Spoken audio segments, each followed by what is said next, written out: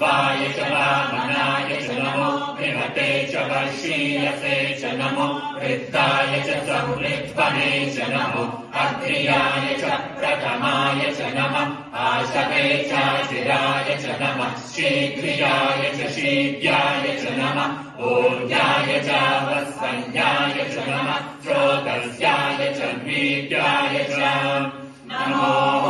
श्रेष्ठाय च कनिष्ठाय च नमः पूर्वजाय च परजाय च नमो मध्यमाय च भगल्पाय च नमो जगन्याय च बुद्धियाय च नमः सौव्याय च प्रतिसर्याय च नमो ग्राम्याय च श्रेयाय च नमः उर्वर्याय च कर्याय च नमः शौर्याय च वसान्याय च नमो वन्याय च कक्षाय च नमः श्रवाय च प्रतिश्रवाय च नमः आशिषेनाय च शरथाय च नमः शूराय च अभिन्दते च नमो वर्णिने च वरोधिने च नमो निर्दिने च कवचिने च नमः श्रुताय च श्रुतसेनाय च